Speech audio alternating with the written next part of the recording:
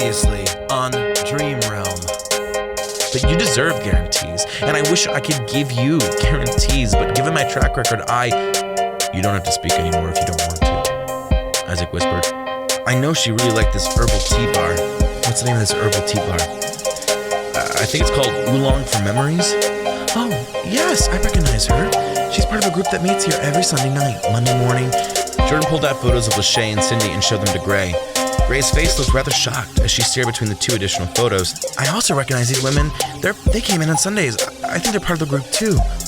Then let's call it a night. We managed to get this far in one night, and we'll have to tune in tomorrow to the meeting. There's going to be so many questions. I don't know how we'll be able to contain ourselves. Hiram, we can't do this anymore. So why? Just tell me why you don't want to meet me in real life. We will meet one day. It's just not now.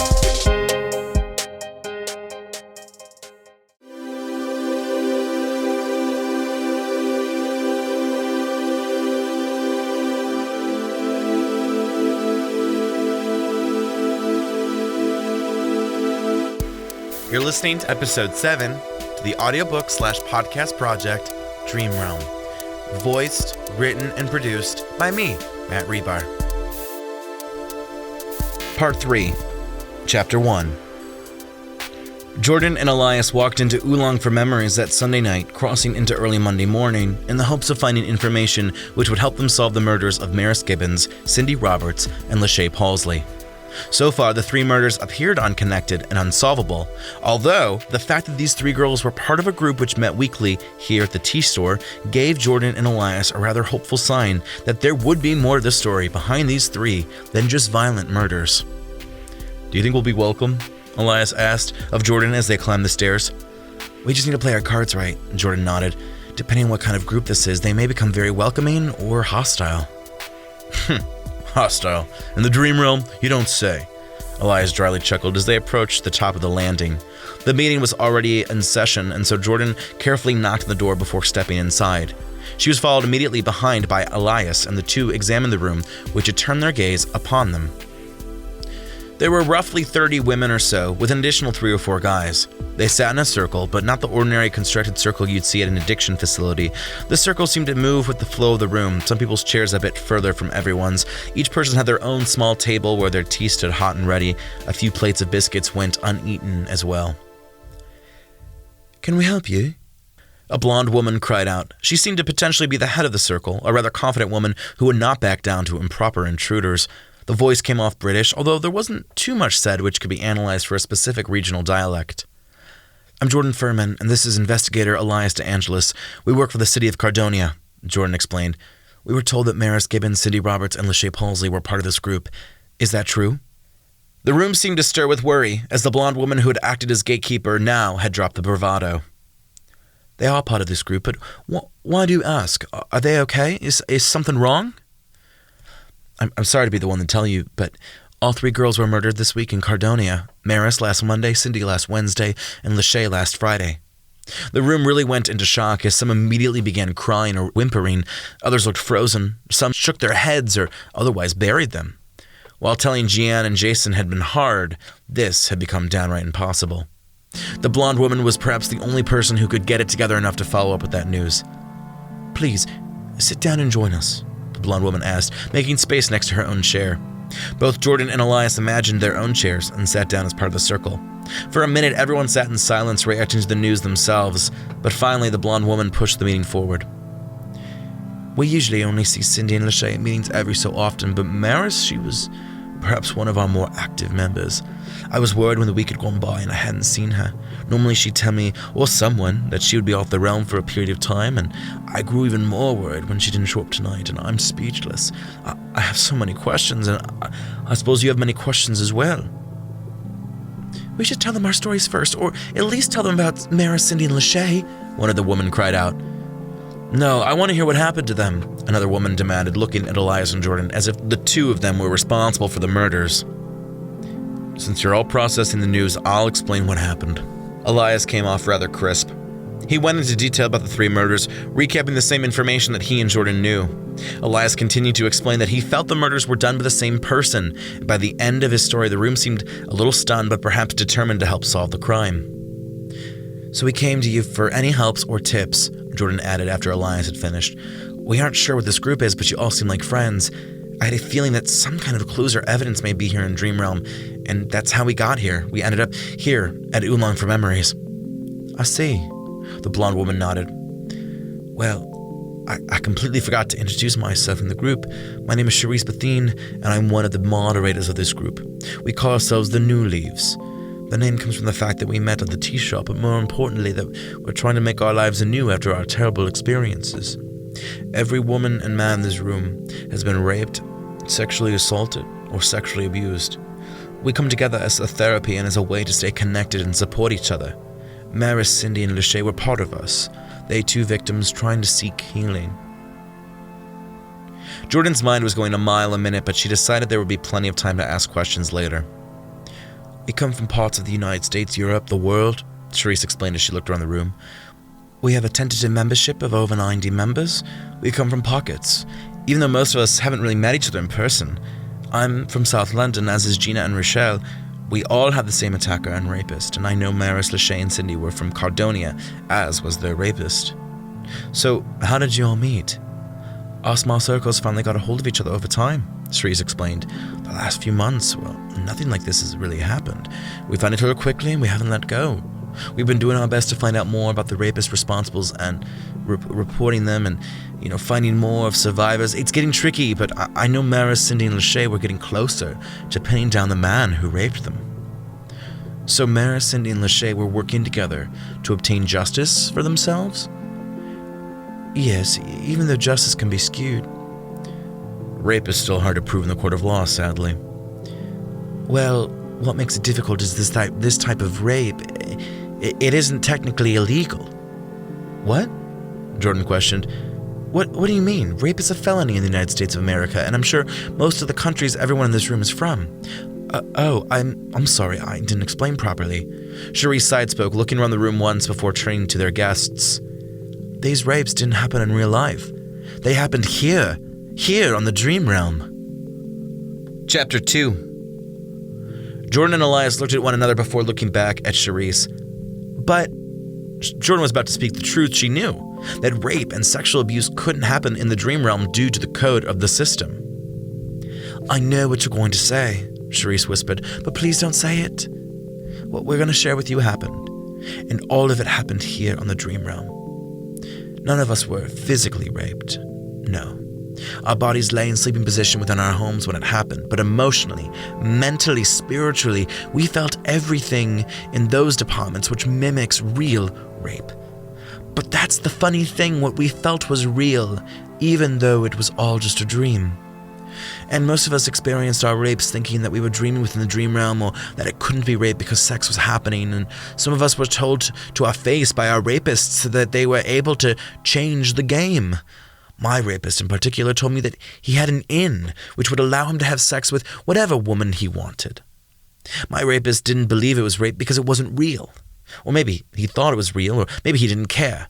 See, we allow murder and drugs into the dream realm, and those aren't crimes, right? Because if you get murdered, you just wake up and start anew. It's easy, but rape is not the same thing. You don't just start anew." "How are these rapists getting away with rape?" Elias questioned. "How is the Dream Realm code not stopping them?" "We are not sure," Charisse answered smoothly, pretty smooth considering that she was most likely experiencing traumatic memories of her own rape, as well as the recent news that 3 of her friends had been murdered. "We believe that some men have individually or worked with others on codes to hack parts of the Dream Realm experience. We don't know what this would entail, although one of the pieces clearly seems to be hacking through the inability to rape or sexually harm others. How they fool the system is beyond any of our understandings. These men all vary. Some are younger, some are older. They're in different cities, one here and there, such as London, Cardonia, New York, Madrid, Houston, Berlin. No doubt part of a collectors hackers union or something. And not all of these men are straight. Some are bi or gay. Some have no true sexual pull, but enjoy raping any other human being. It's not always about sex. It can be about power. We don't know the extent of their damage, and there are probably tens of others like us, some of which have left the dream realm altogether, some of which have forgotten or hidden the truth of the situation, or even some who might have been drugged and don't remember at all. After all, there's no such feature on Dream Realm which can replay your memory. We are both lucky, maybe, and unlucky, for sure, to be the ones who remember. But we are lucky that we have each other and the support of the new leaves. It is a lot to take in, Elias whispered. I have many questions, although I'm curious to know more about Maris, Cindy, and Lachey and how they play into this. Absolutely, Charisse nodded, switching tracks. Maris, Cindy, and Lachey were each raped by a similar man called the Weakling. He never showed his face to any of the three. He kept it hidden behind a ski mask. The girls had a few theories about why he never showed his identity. They wondered if he was scared to come forward as a rapist or if he didn't have the gusto within his normal self. Maris was the first victim by the Weakling, and that was 7 months ago. Cindy and Lachey came after 5 and 4 months ago, respectively. The girls figured the man had to be someone interconnected into their lives. Most of our rapists are people who we know in the real world for one reason or another. For example, the man who raped Gina, Rochelle, and I is a man called William Bensley, a computer engineer for a top firm in London. William and I went to college together. Well, William and Gina were colleagues at a coffee shop in high school, and William and Rochelle were part of the same community board 5 years prior. Now, it's possible that William might have had feelings that he had for us, tried to manifest them into something more. Maybe he truly despised us and the rape was more about control. We have still yet to conquer that question. The three girls had rather similar experiences. All were in the 2060s Urbana, and all of them were in the same area of Urbana as well. They noticed this fact, but they weren't sure how important the fact was. Do you know any of the details about the locations by chance? I know they were keeping notes, Charisse explained. I'd have to check the apartment. The apartment? Besides meeting here, we have a hidden apartment for use for those who need escape, I'll have to get back to you on that document. Maybe tomorrow night? Okay. Please continue with the story. The Weakling took them at opportune times. Maris had been alone and tipsy walking through the streets. He raped her within an alleyway. For some reason, this is part of their hacked code. You can't wake up from the dream. You're almost frozen. I don't know how they do it, or they probably do it to make sure you're there, but Cindy had been at a club. The next thing she knew, she was in the bathroom, being raped by a guy in a ski mask. She too tried to escape but found she couldn't. Lachey had been leaving an apartment complex and was going to cross the town to a bar to meet up with friends, but instead she was taken into the park and raped behind some bushes. And this was all through the dream realm and done by some man they knew? Yes, Charisse nodded. They recalled the same information, as well as the ski mask element. I don't know if they figured out his identity, but the fact that they were killed, I think they might have. I know they were going to go to the Cardonia cops once they had enough evidence. Really? Jordyn's eyes widened slightly, but also she was confused. Why had there not been any written elements or diaries? But then she remembered the diary. The pages ripped out. So maybe they had the evidence and he had killed them for it. But there aren't any laws about this. What did they want to accomplish? They were rather passionate about teaching this man a lesson. I believe they were in the process of writing a letter to the Dream Realm about the small epidemic happening. Most of us would rather talk to each other than do much action.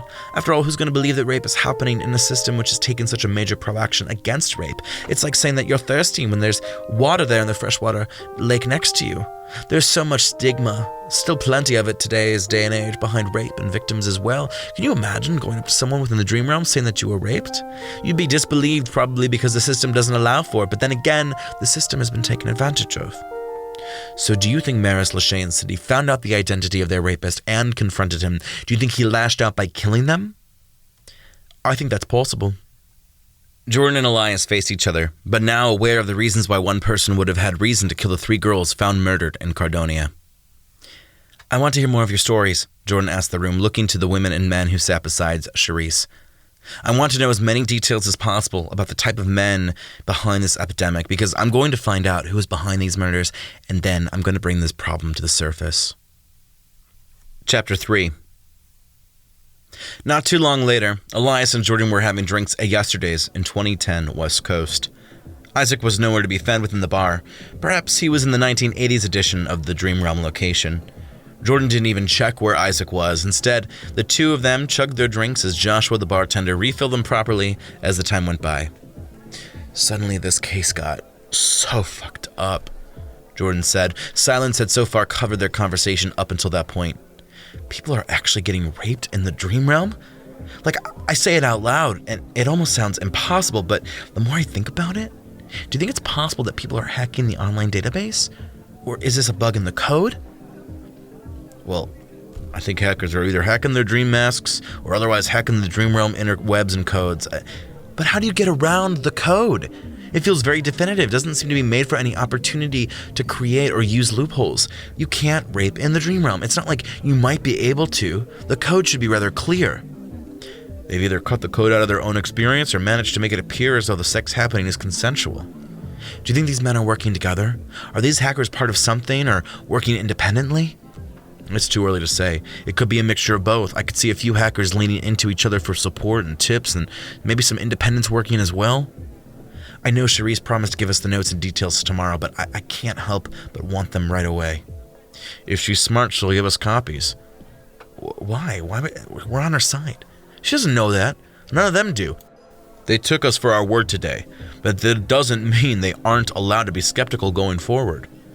You don't think they trust us? Of course they don't. They're victims of rape in a system which is coded to protect people from rape. They couldn't even wake up or escape what was happening. They were froze and left to experience that. How terrible is it? I wouldn't trust random strangers who just walked into my safe meeting space. You're right, Jordyn sighed, and Joshua the bartender filled her glass to the brim. But even if we find the rapists and most likely the murderer of our Cardonia victims, what can we do for all those other women? I'll get in touch with Dream Realm tomorrow, see if the company will say or do anything on the matter. You focus on your Monday court cases. Now that I know these girls were raped on the Dream Realm, I might re-question some of their friends to see if there's any signs or clues on behalf of this new information. Cherie said the girls were contemplating about taking it to the police, so why didn't they take it to the police? And there were 2 days between each murder. Why did he wait to kill the other two? Jordyn's questions hung in the air for a moment before Elias considered answering them. Maybe they were waiting to approach the weakling with the information. Maybe they were gathering evidence or trying to find ways they could take him to court. I'm not sure. Maybe the weakling killed one of them to silence the other two, but then the other two were still going to turn him in. So maybe after killing two, he decided to kill the third, and maybe none of them knew about the real-life murders of one another. It's speculation. I can't wait to find this bastard in real life and find out why he did what he did, Jordyn muttered, checking the time in real life to find that she had to wake up soon and get back to work. I do enjoy the nickname they gave him. They were trying to strip him of his power. Shame it didn't work too well. It appears that the weakling has more power than they expected. Chapter 4. Hiram, we can't do this anymore, she whispered, staring at him with a numb expression. This needs to end. Hiram didn't say anything, his body still wrapped in a blanket and his head now blinking quietly. I've been thinking the same thing, Hiram sighed, turning from her to face the wall and the window before the bed. I just didn't know how to say it. I didn't think I could say it, and now you've said it, and it feels terrible. It didn't feel terrible in my head. It didn't feel terrible when I said it to myself, but now it's just terrible. It may be terrible, but it has to happen, doesn't it? It does. We've lost. Whatever we had, or have had, and I want to try and discover some kind of closure, but there's really nothing I can piece together. There's no breaking point. There's nothing particular that stands out in the last 6 years which would have led me to believe that we'd be here. We've just become black and white, saturated, living without any true inclination of feeling, no color. I love you. I'll always love you. But I don't love you in the way that I should love you. As your fiance. I don't have the love or adoration for you that the love of your life truly should, and vice versa. I feel the same way. You'll always be a friend, a family member, but sharing the same bed, the same house, having a future together as lovers or as parents, it's not meant to be. And I wish it was. I wish it could be, Hiram. I wish I could do something to ignite a fire between us. But the passion of our relationship has long struck ash, and we've been trying to live on memory and not the present. Okay, I'll start looking for a place immediately. How about that? That's fine with me. Jordyn nodded. Just take your time, okay? Hiram would not take his time. He'd be moved out in 2 days after getting an immediate acceptance at an apartment complex closer to his downtown office. They would see each other 2 more times before he moved out, and those 2 times had been filled with awkward tension. Not even 3 months later, Hiram had left Cardonia altogether, moving up north to Seattle. The move had come with a new job as a partner for one of the city's drug and alcohol addiction centers. It was the next step for Hiram, and perhaps was a good clean break from the memories of Cardonia.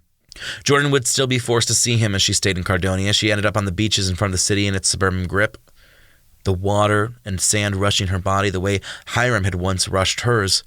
She did not miss him, per se, but what he had been to her. The kind of place marker that was barely noticed when in position, but definitely noticed when without. So why had it been a problem meeting Isaac in person? Was she scared of creating another Hiram? Did she believe that she wouldn't make a connection with him in person? Maybe she didn't want to ruin what they had, or felt like she'd ruined the passion. Or was she stopping the inevitable problem of falling in love and breaking his heart? Chapter 5.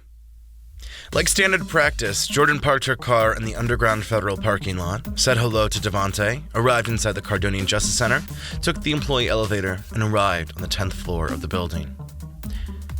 "How was your weekend?" Teresa Jones made her cooed upon Jordyn's entry. The secretary was rather happy considering it was a Monday morning.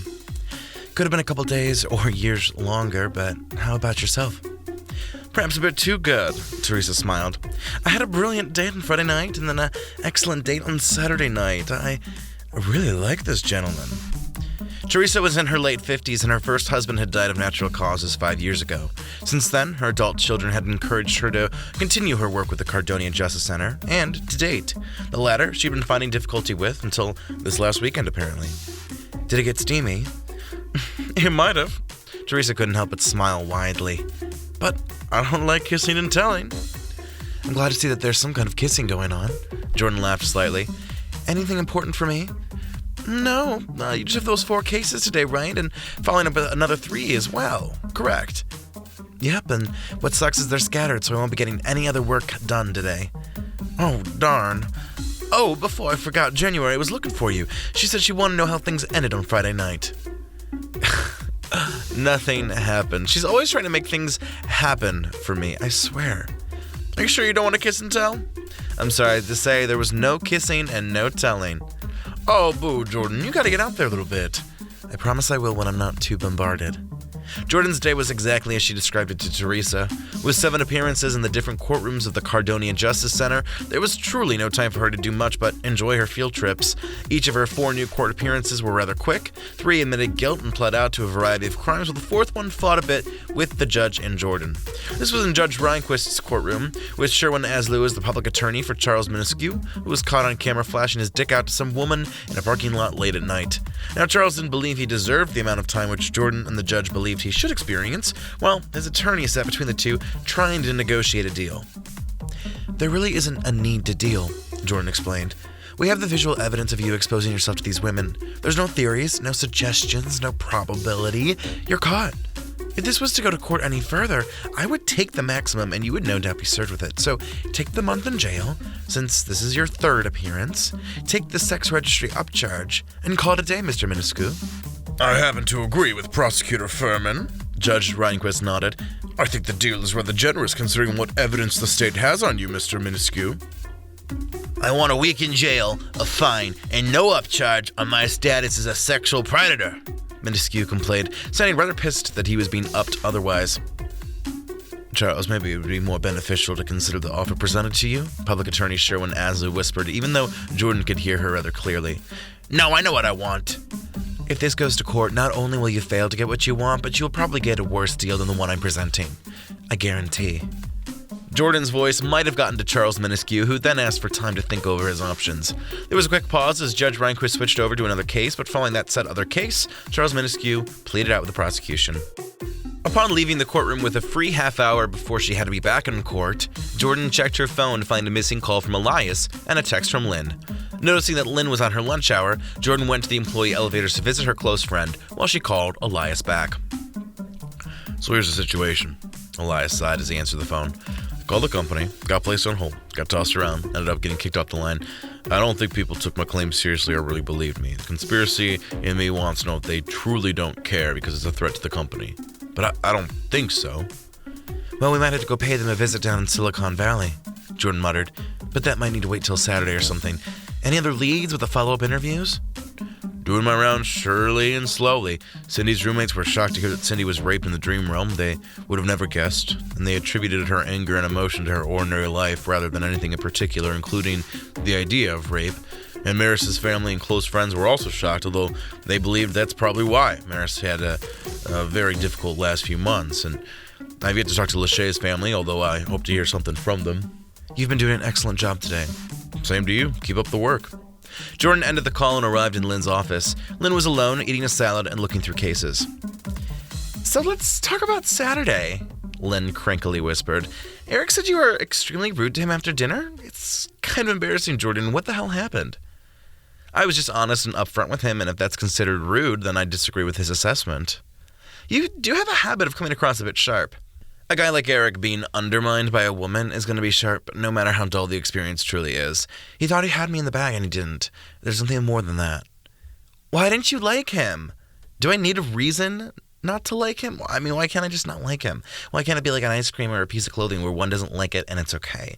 And if he's going to yell at you about the experience, then clearly I was right to toss him aside. I just want to know so I can help. Help what? Help keep me from being depressed and single? Because newsflash, Lynn, I'm not depressed. I'm fine being single. I'd rather be single than shacked up with someone like Eric. I never thought you were depressed. You make it seem like the only chance I have at happiness is with another man. Well, I can get another man. I've actually met a guy in the dream realm who I like, but I don't want a man, or maybe I don't want to make the situation real, but maybe I don't want to make the situation real. Maybe I don't want to meet in person because we've all heard the stories about how it goes, and in fact, the stories were replaying within Jordyn's head at that moment. The stories of how people met other people nationally and internationally through the dream realm. Forbidden romances they couldn't hold true in reality, or romances which couldn't happen due to distance. But regardless, there have been plenty of stories of people who lived only cities and states away who would meet up in person after living these mutual lives online together. They would meet up only to realize that they had shared nothing, had no real connection or spark. Two empty people trying to find wholeness within each other through a virtual connection which meant nothing off the dream realm. I'm sorry to have struck such a chord with you. Lynn, you don't have to apologize. It's just you're the only person in Cardonia who I can approach about these kind of things. You're not my only friend. You're just my only confidant. And I want you to know that I'm over being seen as some hopeless single girl. I'm more than that. And maybe being married so happily and for so long has made you see singleness as like a disease or an issue, but I promise I'm doing great. And the second I'm not, I'll let you know. As long as we're being honest, well, there is someone. Well, kind of someone. He came into my life around the time that Hiram was leaving, and I met him on the dream realm. He actually lives in Portland, although we've never met in real life. We've just gone on some dates and spent nights together in the realms. So, yeah, Eric wasn't going to win during that dinner unless he was like a true soulmate of mine or something. What's his name? The guy in the dream realm. Isaac. And why haven't you met in real life? I suppose there's like 5 reasons rolled together into one. I enjoy our connection on Dream Realm, but I don't know if we can replicate that in real life. But I suppose I'll have to meet him soon, because either I lose him by not trying to meet him in the real life, or then I have to realize if we do meet, there might not be a real connection. It's the ultimate catch-22, and most likely I'm going to lose Isaac. But what's worse, wondering if it had the chance to work, or realizing that it could have never worked, even though you want it to work? Lynn didn't speak, but remained silent and brooding, momentarily turning her head to the window to reflect on the situation. Do you need to hear advice, or do you need to just hear yourself speak about the problems? Today I need to talk, but later this week, I want to listen. Chapter 6. 12 hours later, Jordyn and Elias were reunited within the Dream Realm, along with Charisse. Charisse had met them on the 3rd floor of Oolong for Memories, where it had just been the 3 of them. The wallpaper had shifted a bit, the color palette moving towards bronze and gold on this deep Monday, borderline Tuesday. Charisse's blonde hair was placed up within a bun, while her clothes were rather modest and free-flowing.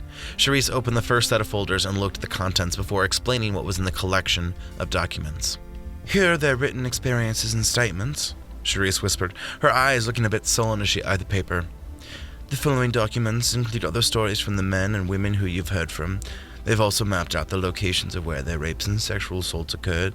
They were trying to find him on here. I'm not sure if they did, but I guess they found him in real life, didn't they? And that's why they were murdered. Are you okay, Charisse? Jordyn questioned, looking a bit concerned. No, I'm not okay. I'm still shocked that they were all killed, all 3 of them. I googled, I did my research today, I found out who you were and why you were telling the truth, and I'm not a very interesting woman, although I feel inclined to trust you. Thank you, Elias whispered. We realize that this is hard for you and the rest of the new leaves. Well, let me know if there's anything else I can provide, Charisse explained. I wish I had more to give you, but this is all the information which Cindy, Maris, and Lachey left behind. You brought us more than enough. Thank you. Charisse left the 3rd floor soon enough, and both Jordyn and Elias immediately read the accounts of the 3 women. These accounts are rather similar, Elias whispered about a half hour later as the 3 finished reading the accounts. He caught all of them after they were out and about, separated them by purpose or by chance. These girls ended up alone in a situation where he could take advantage of them. He approached them with his face covered with a ski mask. He confronted them, raped them, and they each tried to escape or tried to get away but found themselves unable to do it. He finished quickly, or appeared to have finished, and vanished off of the spot. Immediately, all 3 girls jumped off the dream realm, each coming back on a week or 2 later, apprehensive and unsure about what had happened. Here's the thing, Jordyn explained. This couldn't have been random, because they're all from Cardonia. If his victims were random, they'd be from different parts of the world. Exactly, so this guy knew them, and apparently they've been figuring that out as well. These notes appear to be them listing all the different men they knew in their life. The list contained crossed-off names as well as names circled and then crossed off. Some names had no marks, others had a couple small symbols like question marks.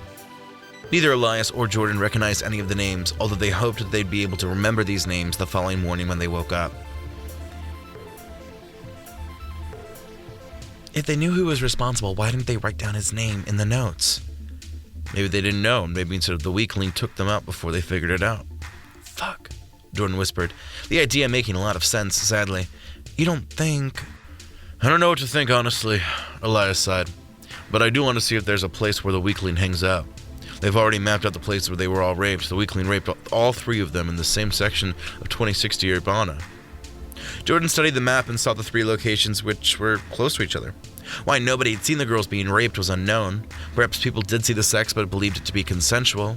Nobody would have any reason to believe it was rape since rape was outlawed within the realms.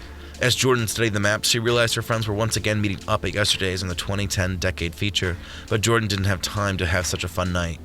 Isaac was in the Notoria mountain range, most likely snowboarding or skiing. She wanted to see him, even if just for a moment, but she decided against it, especially because of the map she was staring at.